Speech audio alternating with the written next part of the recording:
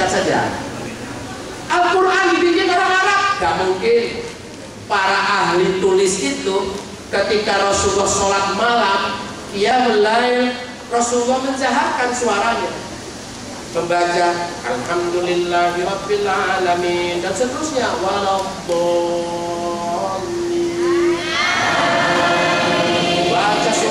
Baca surat lagi, mereka mendengarkan. Hebat benar. Gak mungkin ini dari Muhammad, pasti benar dari Tuhan. Itu pandangan Abu Lahab, Abu Jahal. Tapi mereka gengsi, gak mau mengikuti karena dia keponakan. Aku setara dengan pamannya Abu Thalib, dan Muhammad itu keponakanku, kata Abu Lahab. Abu Lahab itu orang yang paling mencintai Rasulullah, bangga banget gitu. Tapi ketika menyampaikan syahadat, Abu Lahab sendiri menolaknya. Tapi mereka yakin ini dari Tuhannya Muhammad, karena mereka ahli syair, tertarik kepada ayat-ayat Al-Quran. Indah sekali bahasanya. Ngintip setiap malam, ngintipnya di sini. Abu Lahab itu patahin, karena ada perjanjian. Mulai hari ini kita tidak boleh mendengarkan Muhammad. Kalau kita mendengarkan, kita akan tertarik sama dia. Oke, bersumpah dua-duanya itu. Tapi karena tertarik, ngintip. Abu Lahab tempat yang lain, Abu Jahal tempat lain, besoknya begitu. Suatu saat ketemu, pas mau ngintip, lah kowe ngopo? Kalau kata orang Bogor, Aisyah rek naon?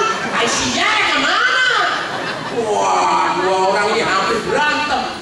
Untung datang Abu Sufyan. Kata Abu Sufyan, sudah. Be quiet please, gitu kali ya. Sudah. Hanya gara-gara Muhammad kamu mau saling bunuh.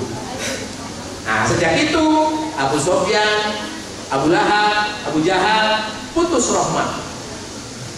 20 tahun kemudian Abu Sufyan baru masuk Islam ketika Futuh Makkah. Nah, dari cerita ini gak mungkin Al-Quran bikinan orang Arab. Sebab orang Arab itu ngerti kalau Nabi Muhammad ngomong, ini Muhammad ini yang ngomong, yaitu hadis. Tapi ketika Al-Quran diucapkan Nabi Muhammad, orang Arab juga ngerti, oh, ini wahyu ini. Beda, hanya satu manusia di muka bumi yang ucapannya bisa dua, yaitu Quran dan hadis. Hanya satu orang, Muhammad Rasulullah. Allahumma sholli ala Muhammad wa ala ali. Terjawab sudah. Dari mana asal manusia? Dari Allah. Pertanyaan kedua, untuk apa hidup di dunia? Gampang, tanya sama Allah. Apa kata Allah? Kan tadi kamu tahu kamu dari Al-Quran, betul? Tanya. Kata Al-Quran, wa ma khalaqtul jinna wal insa illa liya'budun. Apa artinya? Tidak aku ciptakan jin dan manusia melainkan kecuali untuk beribadah. Jadi manusia diciptakan itu untuk beribadah. Pertanyaannya, ibadah itu apa? Mengerjakan perintah, meninggalkan larangan. Mana? Diturunkanlah irsyad wal bayan, petunjuk dan penjelas, Al-Quranul Karim, sunnah Nabi, ijma'us sahabat dan qiyas. Itulah wajib, sunnah, mubah, makruh, haram, yang disebut ahkamul khamsah, hukum yang 5. Nah, waktu kita diberi akal, kita berpikir bahwa manusia berasal dari Allah. Orang ini disebut ma'rifatullah, ahli ma'rifat. Nah, ahli ma'rifat ini bertanya, untuk apa aku diciptakan? Dia dapat jawaban. Dapat jawaban dari Al-Quran. Wa ma khalaqtul jinna wal insa illa liya'budun. Oh, manusia itu diciptakan untuk beribadah. Naik derajat orang ini menjadi ahli hakikat, bahwa dia tahu hakikat hidup, hakikat diciptakan untuk beribadah. Bagaimana ibadah itu? Mengerjakan perintah, meninggalkan larangan. Mana? Wajib, sunnah, mubah, makruh, haram. Orang ini bekerja di Taiwan, pulang, liburan, dapat gaji, berbuat, berperilaku, pakai ini. Wajib, sunat, mubah, makruh, haram. Menyanyi, itu mubah saja. Bersolawat, itu sunat. Mengamalkan apa bacaan solawat, itu wajib. Maka banyak orang ahli sholat di neraka. Fawailul lil musallin allazina hum an sholatihim sahun. Neraka wail itu tempat orang-orang yang sholat, yang sholatnya sahun. Siapa orang sahun itu? Orang yang pandai membaca Quran, hafal, keluar kepala, tahu arti, makhraj tajwidnya benar, tafsirnya paham maknanya, tapi tidak mengamalkan. Belajar baca Quran itu wajib, tidak belajar itu dosa. Membaca Quran sunnah, mengamalkannya wajib. Ketika Jumat, khatib berkhutbah, ansitu, tidak boleh melakukan apapun, diam, dengarkan khatib. Ketika khatib berkhutbah, terlihatlah ahli-ahli neraka sedang ibadah, duduk. Dia duduk, pegang tasbih, wirid. Wiridnya begini, subhanallah, walhamdulillah, wa la ilaha illallah, wallahu akbar. Itu bapaknya wirid. Dia tahu artinya, subhanallah, maha suci Allah. Merinding dia. Dia merasa sok suci dari teman-teman. Ketika wirid dia merinding. Alhamdulillah, segala puji bagi Allah. Dia kok ingin disanjung-sanjung, baru jadi ini, baru jadi itu. Merasa tasnya lebih baru dikit aja. Kameranya bisa beli lebih mahal. Pengen lebih. Padahal ucapannya alhamdulillah, segala puji bagi Allah. Tapi dirinya ingin dipuji-puji. Wiridnya itu. Sementara khatib sedang berkhutbah. Bla bla bla bla. Dia wirid. Wirid hukumnya sunat, mendengarkan khatib wajib. Wajib dia abaikan, dia mengerjakan sunat, sahun. Apalagi dia mengerjakan yang haram. Khatib berkhutbah, dia merokok, ngobrol di luar. Jumatan yang terpacar, pacarnya suruh tunggu di luar, ngobrol dulu sama pacarnya. Barakallahu li wa lakum, kata khatibnya, baru saya sholat dulu sayang. Sahur, beribadah tapi ahli neraka. Seperti orang yang sholat tahajud, wow, pahalanya gede banget. Tahajud gak pernah ditinggalkan, tapi gak pernah sholat subuh. Salah tahajudnya, udah meninggalkan yang wajibnya itu yang salah. Berjilbab itu wajib.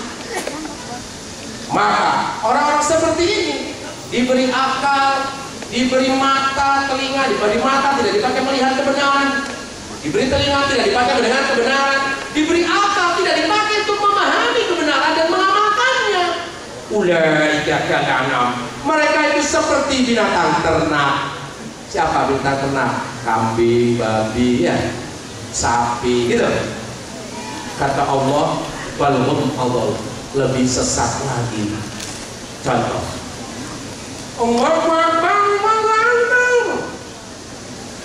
apa itu?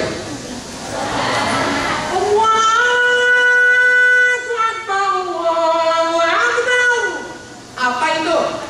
Bukan, itu suara hari mukti. Kalau nanyanya hari mukti menyuarakan apa? Azan.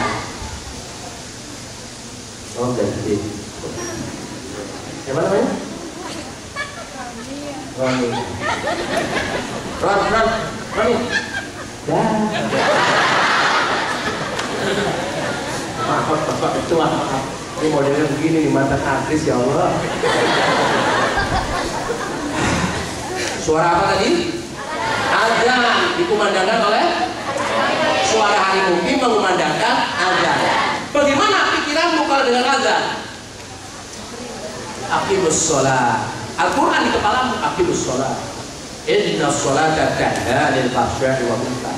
As-sholatu imaduddin. Begitu pikiranmu, bukan udah lokor lagi. Lagi mabuk, aduh, udah lokor lagi. Udah subuh lagi. Pintu mana pintu?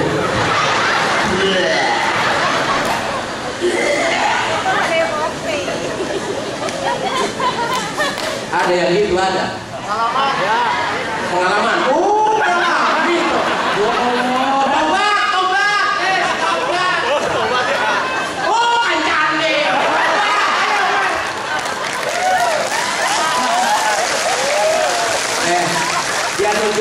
pengalaman katanya. Ya lupa, jarinya ke aku satu, yang 3 kembali ke dia. Banyakan kamu ya. Jadi kalau nuju begitu. Oke, terusin. Kata Allah, orang yang mendengar azan nggak sholat, balhum adhal, lebih sesat dari binatang Contoh binatang ternak, ada nggak kambing di sini? Di Taiwan, suaranya kayak apa? Oh sama. Tak kira kambing Taiwan itu lewat. Tapi kalau kambing di Jakarta mendengar azan, kambing perempuan, kambing jantan,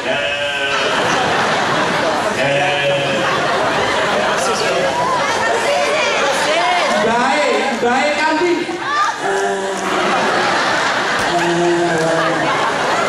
anak embe,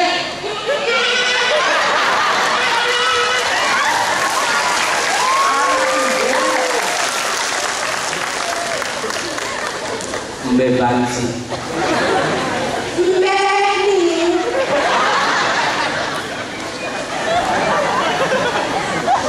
Jadi orang yang mendengar azan tidak sholat, kambing nggak sama. Balhum adhal, lebih sesat dari kambing. Kambing berjilbab nggak? Jadi perempuan yang sudah haid nggak berjilbab? Tidak. Balhum adhal, lebih sesat dari kambing. Kambing selingkuh nggak? Kambing berzina nggak? Namanya juga kambing. Kalau kamu punya kambing, kambingnya berzina, kamu senang, apalagi hamil. Tapi kalau kamu berzina, lebih sesat dari kambing. Naudzubillah min dzalik. Maka sebetulnya manusia sudah bisa menjawab, untuk apa hidup ini? Beribadah. Kalau tidak, lebih sesat dari binatang ternak. Seperti babi, sama saja dengan babi. Kalau sama, beruntung, nggak masuk neraka. Tidak sama, balhum adhal, lebih sesat. Nah, pertanyaan ketiga, kemana setelah mati? Kalau dia terikat kepada syariat, apa saja yang dilakukan? Oh ini haram ini, tapi enak, tapi haram, tinggalkan. Nah, dia ahli tarekat. Berat ini, tapi wajib, berat, kerjakan. Tidak ada wajib bisa, wajib pintar, wajib beribadah, wajib belajar, wajib bekerja, wajib berusaha. Tidak ada kewajiban sukses, tidak ada kewajiban pintar. Tapi berusaha, belajar, dan mengaji itu adalah ibadah. Maka tidak dinilai orang pintar ahli surga. Tidak, orang ahli ibadah ahli surga. Nah, kalian jauh dari Indonesia. Kerja, kalau cuma ingin mabok di sini ngapain? Di sana juga gampang mabok. Kalau cuma mau selingkuh di sana juga bisa. Udah jauh-jauh selingkuh lagi kan sedeng.